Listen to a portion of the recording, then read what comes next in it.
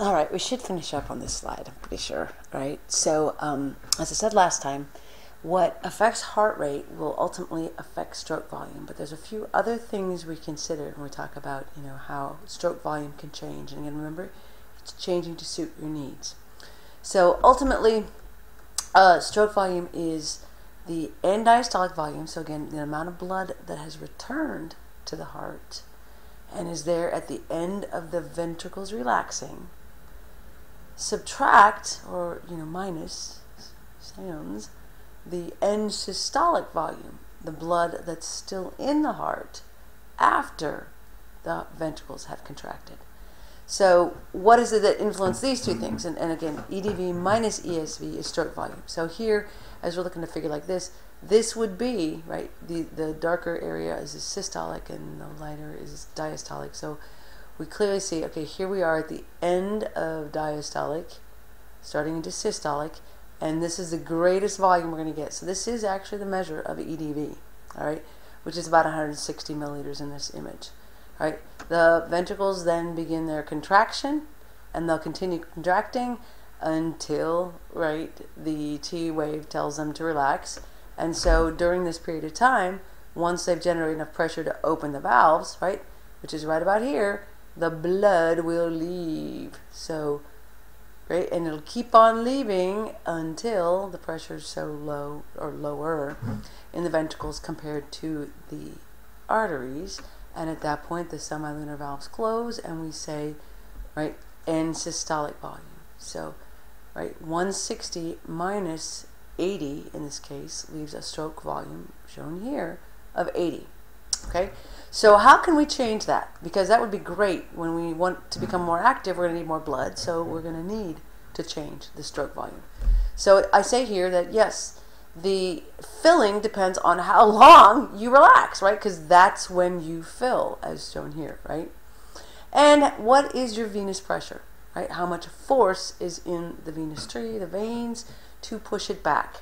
This is known as the preload, right? These factors are the preload. So we're loading the heart before it's pushed, preload. The end systolic volume depends on really arterial blood pressure. What's the pressure in the aorta or the pulmonary artery? And this we call afterload, because remember, you've got to open the semilunar valves for blood to leave, right? Got to open it for blood to leave. So how much force is present in those tubes? Because if it's the pressure in the arteries is higher than the ventricles, the valves aren't opening. And then we also consider the force of contraction, which should be pretty evident, call it contractility, right?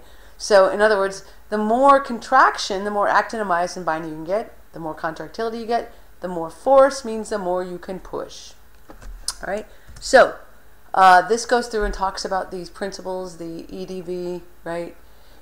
This shows the idea of really stretching the heart, which is what happens. Preload, again, you're bringing back blood, you're returning blood, and literally the heart at relaxation has a little bit of overlap, and you can actually stretch it. Now, this is an overstretch, so you just want to stretch it a bit. And so as blood is returning and all these elastic fibers are in the wall of the heart, you're going to get a little bit of stretch. Okay, now this works like a rubber band, so get a little bit of stretch, and that means once I start the contraction, I've got that stored energy in my stretch that's going to help push, right? So stretch itself is due to venous return, right? And of course, the more blood that returns, the more stretch you get, therefore the more preload, and then I can get a better contraction. And I get a better contraction, I get more stroke volume, right? More blood leaving the heart, and more cardiac output. And this is called the Frank-Starling law of equilibrium, right? And it explains really why slow heart rates increase cardiac output and allows the heart to become more efficient. All right? So end systolic volume is affected by contractility and afterload. So contractility is shown here, pretty straightforward. All right? And remember again that the ESV end systolic volume, so how much is still there in the heart after we've done our push and we're not pushing anymore. All right? So if you increase your contractile strength, then you will push more. And I say here that this is really due to calcium influx. This is really important for the contractility and the efficiency of these myocytes. And hormones can also influence the amount of actinomyosin making contact and being able to generate the force. And so the more contractility you get, you actually see more blood leaving. So more contractility means a higher stroke volume and therefore a lower ESV, less blood staying behind. So I say here, as we increase contractility, you will eject more blood from the heart, which decreases the ESV, end systolic volume, and increases stroke volume. And more blood leaves. Yay, right? Afterload, shown here, is this idea of, again, what force, shown here in red, do I have to overcome to let blood out? So it's the pressure in these vessels. Here the aorta is shown, but the pulmonary artery has pressure as well.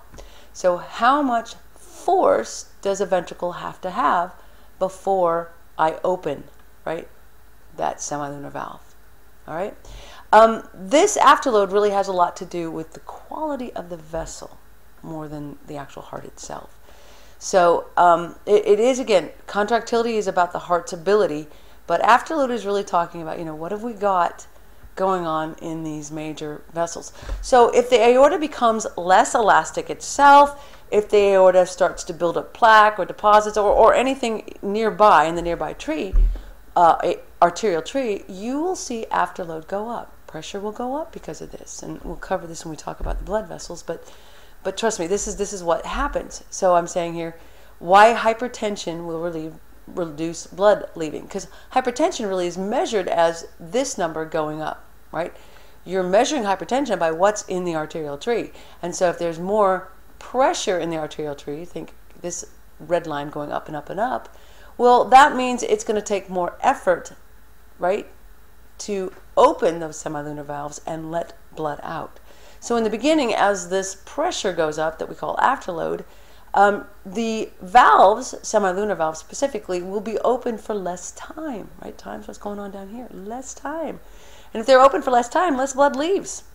So we say here, we'd increase the end systolic volume and decrease stroke volume if afterload increased. All right, so a nice table to summarize the effects of the factors that affect stroke volume, and we do break them down into preload, contractility, and afterload. Those are really the three categories. But what things will increase these and what things will decrease this. So this is really nice to look at and think about, because I know it's just words, but thinking about what does this mean for us. And we're going to get this resistance again is going to be covered a whole lot on the blood vessel, if it's a really kind of a mystery to you right now what resistance is. But it is what it says. It's really resisting flow. And we'll talk about the things that factor into resisting flow. All right? So again, this shows the ideas of what lowers your blood filling, right? And what raises, right, the filling or venous return. And if we get more preload, we're going to get more end diastolic volume and stroke volume goes up. So these two things go directly. If we decrease them, and EDV will decrease stroke volume, right?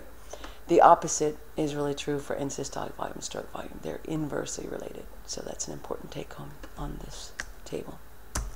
All right, so a nice, again, maybe seem convoluted to you, but a nice way of representing, right, the major things that influence cardiac output, because that's really what we're after. Cardiac output is a measure of how good the machine is and how good the pump is, right? It really is, what can I get out of this pump? How much can I push it? How much will it change and change to meet my needs, ideally, all right? So again, here we've summarized this idea of preload, contractility, the things that influence these things, and afterload, and what they are directly affecting as far as a metric, and how that then is affecting stroke volume. So this is a nice, again, table to look at, graphic flow chart to look at, along with that previous table. All right. So ultimately, we get moment-to-moment regulation of the heart, right, in its heart rate and stroke volume. So we respond to decreasing blood flow and pressure due to decreasing cardiac output. So this is looking at we'll apply this, right? So what are we going to do if we decrease blood flow? Because that's not going to be good, right? We want to optimize that. And blood pressure, what can we do? And because these things will decrease cardiac output. So we give you 2 sensors, right? Because we really hadn't mentioned specifically the sensors in any of this so far. I mean, we mentioned it on a table in the beginning, but so here 2 specific examples, baroreceptors and chemoreceptors. All right, this is just talking about where you find these baroreceptors. Okay, so baroreceptors are stretch receptors. So if you decrease the stretch, that means there's less volume, less pressure, and they're going to target, right, the parasympathetic stimulation and suppress it, stop it. This then would cause an increase in heart rate and stroke volume. So less parasympathetic means, of course, heart rate goes up. All right. Overall effect, then you increase blood flow and pressure due to increasing cardiac output, and you restore. Because remember, here's our original problem.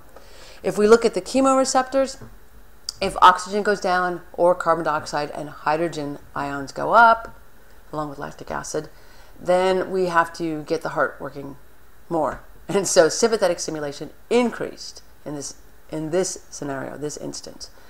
This sympathetic will then increase heart rate and stroke volume, and this will increase, again, blood flow and pressure, and homeostasis is restored. In other words, you will increase oxygen and decrease carbon dioxide.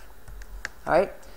So cardiac response to increasing blood flow and pressure due to increasing. So here now, again, baroreceptors, chemoreceptors. Let's look at this scenario. So increased stretch. All right? If you give increased stretch, which means more pressure, more volume, all right, then the parasympathetic stimulation is increased, right, because you're working too hard, and tells the heart to decrease heart rate and stroke volume, and therefore you again restore homeostasis. You bring it back down to where you need to be. Chemoreceptors, here the scenario is you increase oxygen, decrease carbon dioxide, and so you're going to prevent the sympathetic. You're going to block that, suppressed. Then the heart rate goes down. If sympathetic is going down, stroke volume goes down. Blood flow and pressure decrease because, again, you had plenty of oxygen and plenty of, and your carbon dioxide was low.